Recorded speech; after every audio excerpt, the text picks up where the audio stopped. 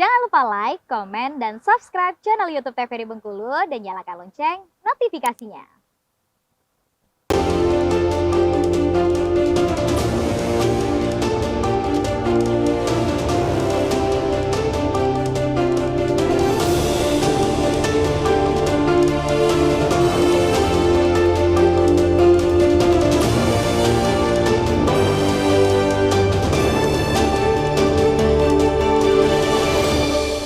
Terima kasih pemirsa TVRI Bengkulu, Anda kembali menyaksikan Berendo masih bersama saya Afriko Zuhri, tentunya dalam tema kali ini menuju pemimpin ideal dan bersama dengan Marta Tila dan juga Jansan. Dan kita bicara terkait dengan pemimpin ideal, tadi banyak sekali seperti pembahasan yang bisa kita bahas. Nah, kalau bicara juga soal pilkada ini sendiri yang memang tinggal menunggu beberapa bulan lagi gitu ya untuk pelaksanaannya, apalagi saat ini juga sudah mulai untuk proses administrasi. Nah, kalau bicara soal pilkada, tentu kita mengkaitkan dengan yang kemarin juga sudah kita laksanakan terkait dengan pemilu. Banyak sekali kemarin mungkin terkait dengan terkait dengan perubahan atau mungkin prosedur dari pelaksanaan gitu yang menunjukkan pemilu integritasnya mungkin sedikit berkurang gitu. Nah, di pilkada sendiri kalau kita bicara terkait integritas, apa sih sebetulnya kita harapkan untuk integritas dari pilkada ini ke depan? Mungkin dari Marta sendiri. Oke, untuk pemilu kemarin memang banyak sekali hiruk pikuknya, mulai dari keputusan, Mahkamah Konstitusi, gitu ya. Kemudian kontroversial salah satu calon, pokoknya banyak. Nah, otomatis karena pemilu dengan pilkada itu ya tidak jauh berbeda sebenarnya, karena pilkada hanya di tatanan provinsi, tapi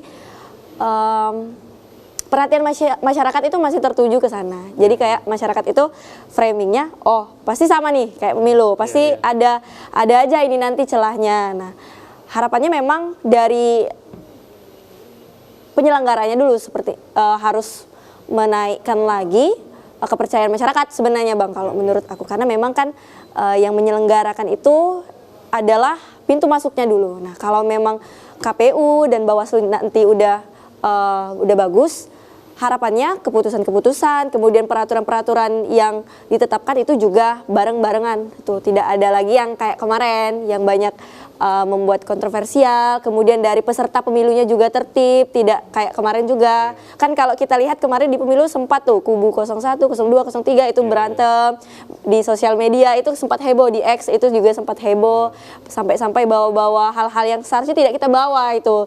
Nah, harapannya nanti ketika pilkada, terutama pilkada Provinsi Bengkulu, provinsi kita, tidak lagi terjadi hal-hal seperti itu. Kita mendukung dengan bijak, mendukung dengan cara yang cerdas, kemudian tidak melakukan hal-hal yang mencerminkan kita itu bukan pemilih yang nggak bagus gitu ya, seperti itu. Jadi memang ini perlu diwaspadai juga karena apalagi melihat kayak tadi itu sudah menjadi bayang-bayang dari masyarakat sendiri. Melihat dari yang sebelumnya kita melaksanakan pemilu, masyarakat juga sudah berpikir apakah pilkada ini juga akan seperti itu. Nah, ini yang menjadi kita sebagai masyarakat antisipasi. Nah, kalau dari kamu sendiri seperti apa nih melihat untuk proses pemilu sebelumnya dan ini dikaitkan dengan pilkada 2024 ini? Baik, ada sedikit persamaan yang kami lihat daripada proses pemilu dan juga pilkada ke depan. Terkait dengan PKPU, draft PKPU sudah menyebar banyak di X terutama, di Instagram, juga di grup-grup organisasi lah. Sudah banyak menyebar draft-draft PKPU yang banyak mengakomodir calon peserta pilkada yang seharusnya tidak dibolehkan mendaftar. Juga ada juga pasal-pasal yang mengatur bahwasanya tidak mengakomodir calon lain seperti itu. Jadi politik-politik seperti itu, politik-politik kelas langit lah bahasa organisasinya. Black campaign. Itu sudah terjadi di pilkada. Oke, jadi ini salah satu mungkin persamaan gitu kalau melihat di pemilu dan juga di pilkada, misalnya black campaign gitu ya, terkait dengan isu sara juga gitu. Ini menjadi biasanya tuh dalam proses berdemokrasi atau mungkin saat mereka akan mempromosikan diri dan lain sebagainya. Nah, kalau bicara soal strategi, untuk strategi di pemilu dan juga pilkada, apakah ada kemungkinan kesamaan strategi atau mungkin ada strategi baru gitu? Kalau kita melihat di pemilu sebelumnya, strateginya adalah untuk menonjolkan diri sendiri, untuk membranding diri sendiri dengan satu hal yang unik gitu ya. Justru setiap calon ini punya masing-masing keunikan.